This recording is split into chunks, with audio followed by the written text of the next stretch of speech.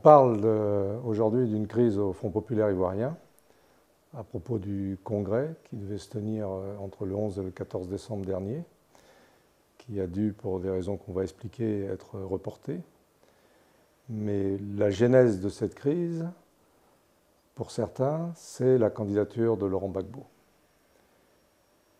Je suis extrêmement bien placé pour savoir que Laurent Gbagbo a décidé depuis un certain temps, vu les conditions politiques en Côte d'Ivoire, vu la situation sociale, économique, politique, que la meilleure façon de reprendre un peu la main par rapport au pouvoir actuel à Abidjan, c'était de reprendre la tête du Front populaire ivoirien.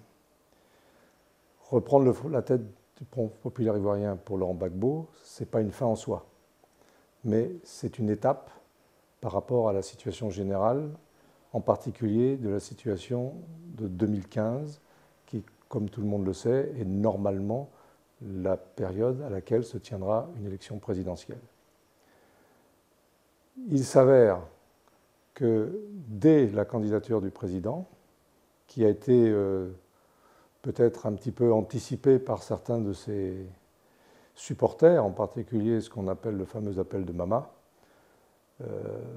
certaines voix se sont élevées pour dire qu'il y avait une manipulation, quelque part, de certains pour utiliser le nom de Laurent Gbagbo contre son gré et de créer ici, ainsi à l'intérieur du FPI un problème avec le président actuel, M. Pascal Affi-N'Guessan. En fait, il n'en est rien. Laurent Gbagbo était bien candidat. Il est candidat, il a rempli toutes les conditions nécessaires en fonction des statuts du FPI pour être candidat. Au-delà de la petite polémique autour du petit papier, entre guillemets, que certains voulaient lui faire écrire, mais qui ne correspondait à aucun élément du dossier de candidature. Mais dès que cette candidature a été acceptée par le comité de contrôle, le président a confirmé par écrit, dans des conditions très claires, puisqu'il a même fait valider, si on veut, cette lettre par un acte notarié par un notaire aux Pays-Bas, ce qui est vérifiable à tout instant. Et dans cette lettre, il a fixé ce que l'on pourrait appeler une feuille de route pour la situation à venir en Côte d'Ivoire. Donc je pense qu'aujourd'hui, ce premier débat sur la candidature du président, sur le besoin pour lequel il veut reprendre les rênes du FPI, qui n'est pas simplement un acte de procédure interne d'un militant qui veut prendre la direction de son parti, mais un acte à portée beaucoup plus générale, ce débat doit se clore. Les gens qui ont pu penser qu'une autre candidature était possible doivent se rendre compte aujourd'hui qu'à partir du moment où Laurent Gbagbo est candidat, vraiment candidat, le débat n'a plus à avoir lieu au sein du FPI.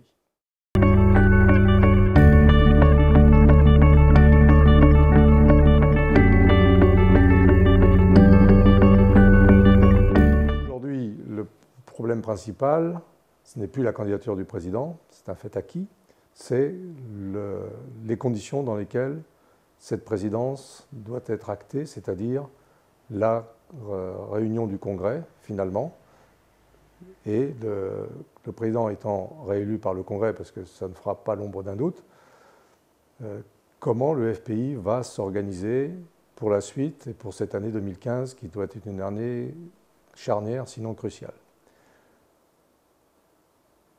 Un certain nombre de dispositions ont été prises par l'équipe responsable actuellement du FPI, malheureusement, en faisant appel à la justice actuelle de la Côte d'Ivoire.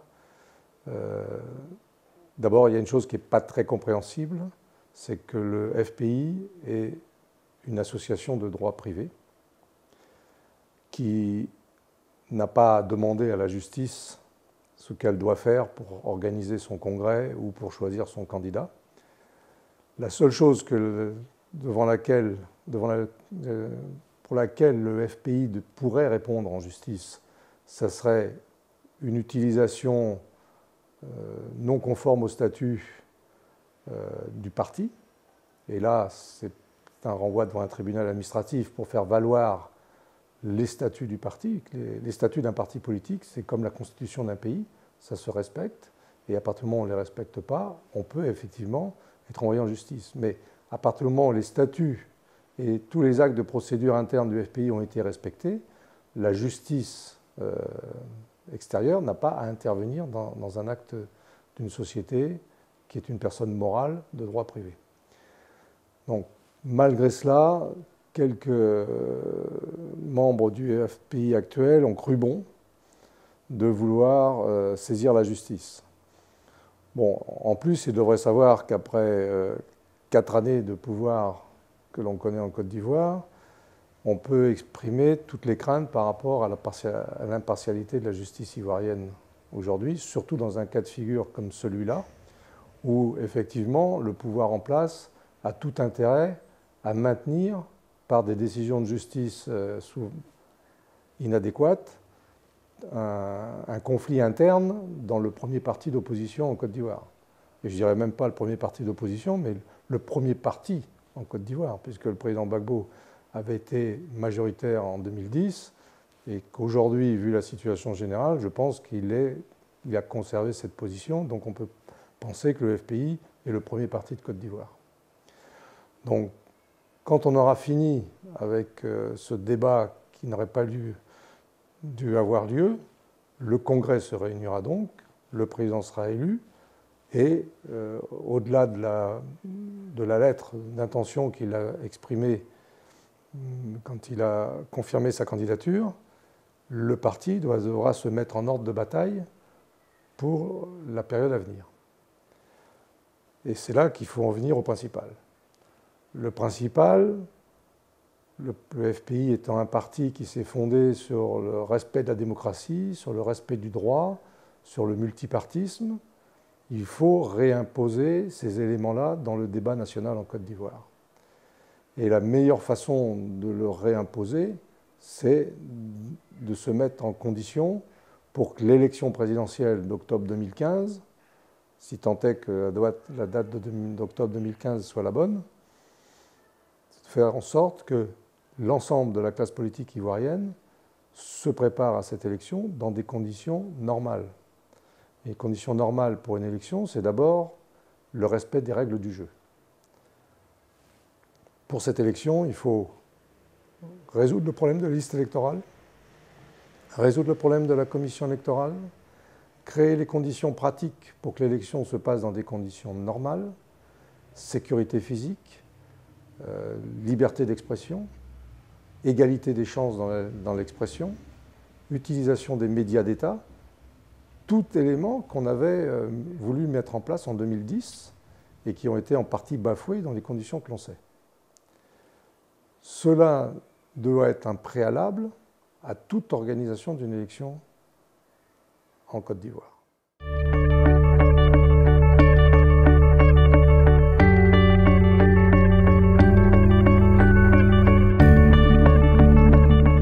Le vrai problème, ce n'est pas le congrès du FPI, etc., puisque le président, comme je l'ai dit tout à l'heure, va être réélu, et le vrai sujet, c'est quelle est la situation en Côte d'Ivoire aujourd'hui, comment faire pour mettre fin finalement aux 5 années qui seront une parenthèse dans l'histoire du pays, où Alassane Ouattara a exercé le pouvoir dans les conditions que l'on sait, et surtout les conditions dans lesquelles il a été installé par le gouvernement de M. Sarkozy en 2011.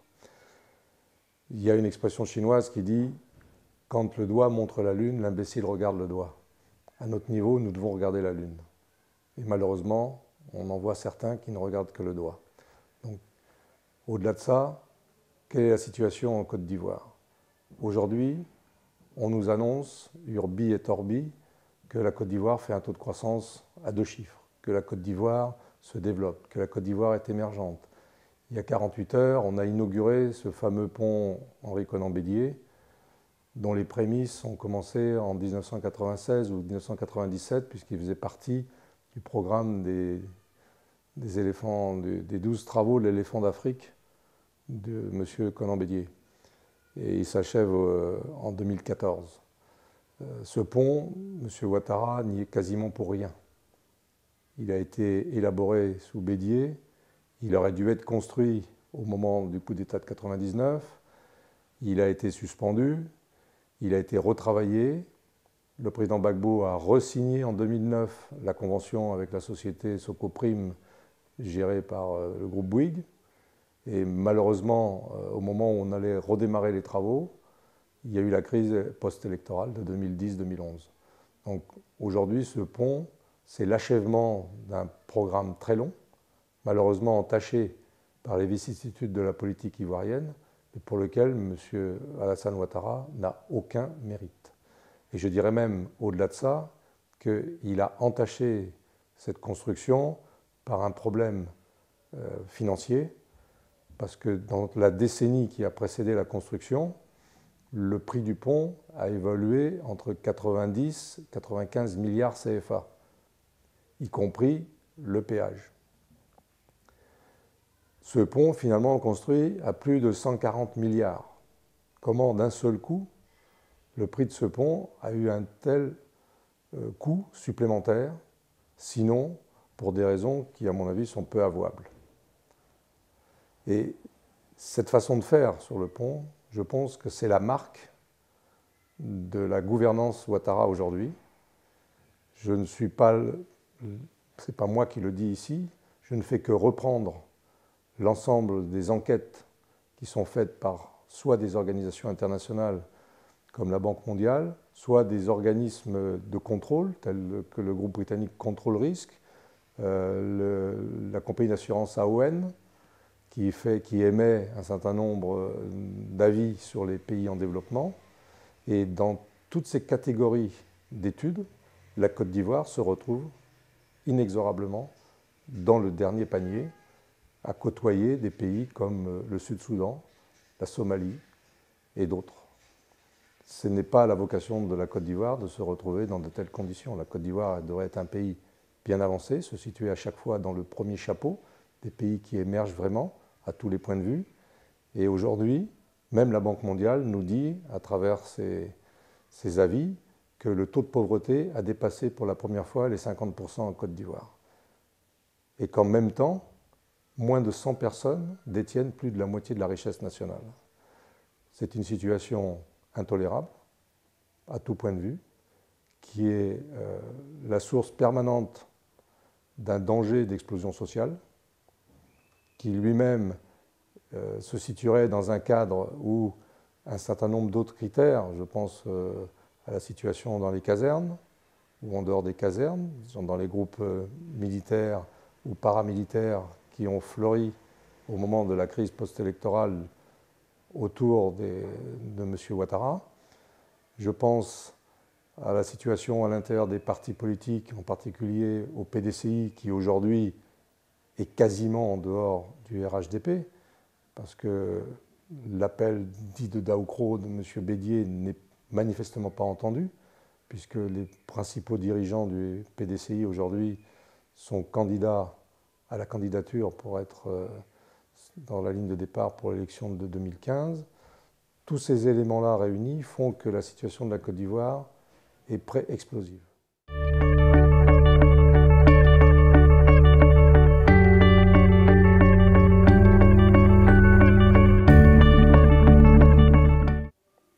Et il s'agit maintenant de calmer les choses, parce que l'intérêt général et la volonté du président Gbagbo, qui me le dit souvent quand on se rencontre malheureusement dans la salle de réunion à la prison de La Haye,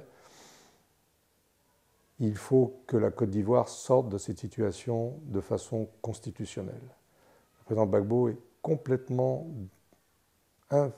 investi intérieurement par cette volonté de faire en sorte que la Côte d'Ivoire, et il l'a écrit dans sa lettre qu'il a envoyée au FPI pour préciser sa candidature, au-delà de toutes les barrières politiques, sociales, religieuses, ethniques, de faire en sorte que les Ivoiriens et les Ivoiriennes retrouvent le chemin de la paix et du développement dans un cadre démocratique. Parce que comme il le dit toujours, la démocratie, c'est d'abord le respect du droit, Ce droit n'est pas respecté en Côte d'Ivoire aujourd'hui, avec toutes les conséquences que l'on connaît. C'est donc de sortir de la situation où elle a été mise en 2011. L'élection de 2015 doit être normalement le vrai rendez-vous démocratique qu'il faut assurer. Et pour ça, comme je disais tout à l'heure, il y a un certain nombre de conditions à remplir. Une des plus importantes, bien entendu, c'est la situation du président Gbagbo, qui est dans les conditions que l'on sait à La Haye. À La Haye, il y a deux éléments qui sont en jeu. Un élément judiciaire et un élément politique. Il est maintenant connu de chacun que la Cour pénale internationale ne répond pas simplement à des critères juridiques, mais également est soumis, entre guillemets, à un certain nombre de pesanteurs politiques.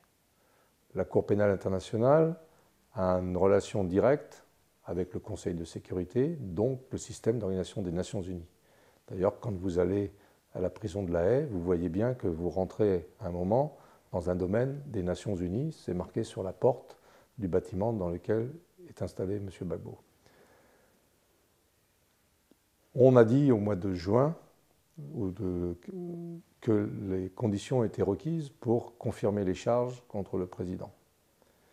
Ça, c'était un acte politique, dans la mesure où, sur le plan strictement juridique, et la juge belge qui a émis une opinion dissidente l'a prouvé magistralement, puisque cette opinion n'est pas simplement une opinion, mais c'est un véritable réquisitoire contre le procureur et les conditions dans lesquelles on veut renvoyer M. Gbagbo en procès. Et quand on sait dans les conditions dans lesquelles s'est tenue cette réunion, avec la présence ou non du juge allemand qui, malheureusement, est décédé très peu de temps après cette décision et qui remet une ombre sur les conditions dans lesquelles la décision a pu être prise, il faut faire en sorte que l'aspect politique soit gommé dans la période qui va venir. Pour gommer cet aspect politique, il faut démontrer à ceux qui ont le pouvoir à ce niveau-là que la position du président Gbagbo à La Haye est beaucoup plus dommageable pour l'avenir de la Côte d'Ivoire que sa présence en Côte d'Ivoire à quelque titre que ce soit. C'est un élément fondamental de la réconciliation en Côte d'Ivoire.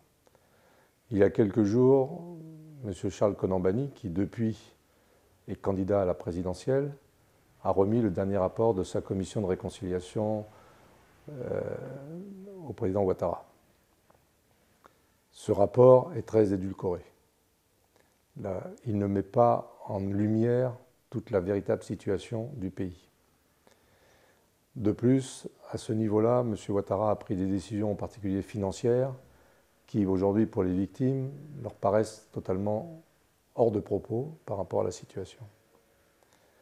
Tant que le président Gbagbo ne sera pas autour de la table avec les autres protagonistes de la crise ivoirienne, la situation ne pourra pas se décanter.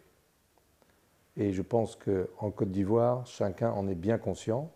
Certains l'espèrent profondément, d'autres le redoutent, mais je pense que ce sont les minoritaires qui le redoutent.